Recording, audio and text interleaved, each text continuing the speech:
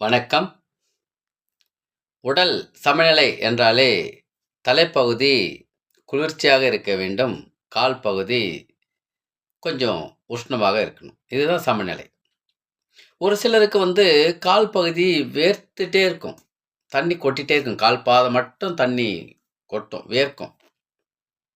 குளிர்ச்சியாவே இருக்கும். அவங்க உடம்பு சமநிலை இல்லன்னு அர்த்தம். அப்போ அதுக்கு காரணம் என்னன்னா, இந்த கால் பாதத்துக்கு தேவையான ரத்த ஓட்டம் இல்ல. நரம்பு மண்டலம் பாதிச்சிடுச்சு. அப்ப நரம்பு மண்டலம் பாதிக்குன்னா, நமக்கு உடல் உபாதைகள் வரத்தானே செய்யும். அப்போ தொடர்ந்து இந்த கால் பாதங்கள் குளிர்ச்சியா இருக்கு, இந்த வேர்வையா வேர்க்குது அப்படின்னா, அது தீர்வுக்கு நல்ல ஒரு எளிய வர்மா பிராண யோகா இருக்குங்க. அது என்னன்னா, பெருசா காட்டுறேன் பாருங்களேன். கால் பாதத்த எடுத்துட்டேன், மேல் பகுதி. இப்போ இது பெருவிரல். இது 2வது விரல். இந்த பெருவிரலும் 2வது விரலும் அப்படியே அந்த எலும்புல அப்படியே கோடு போட்டுட்டே வரேன் பாருங்களேன். நல்லா கவனிங்க, கோடு போட்டுட்டே வரேன். எப்போ அந்த 2 எலும்பும் விரலுடைய எலும்பு எங்க முடியுதோ, அங்க ஒரு பள்ளம் இருக்கும். அந்த பள்ளத்த இப்படி வச்சுட்டு, இதாங்க அந்த புள்ளி. இந்த புள்ளி தாங்க அது. வச்சுட்டு ஒரு 45 எண்ணிக்கையில அழுத்தணுங்க. காலையில எந்திரிச்ச உடனே. 1 நிமிடம் ஓய்வு கொடுத்து, மீண்டும் ஒரு 45 எண்ணிக்கை வர்ம பிராண யோகா பண்ணணுங்க இது. இது லிவர் 3 அப்படின்னு சொல்லுவாங்க. அக்குபஞ்சர்ல லிவர் 3வது புள்ளிங்க இது.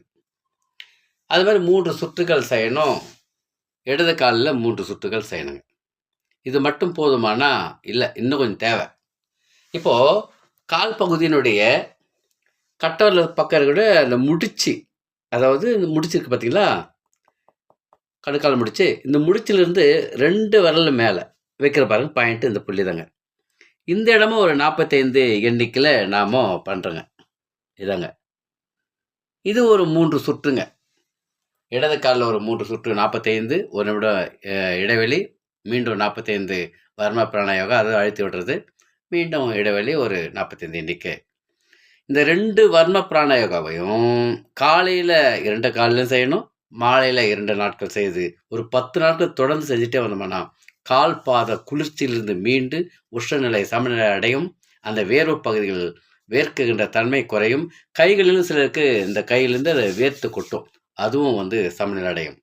தொடர்ந்து செய்வோம், மீண்டு வருவோம். நம் நலம் நம் கையில். அன்புடன் உங்கள் கண் ரவிவர்மன்.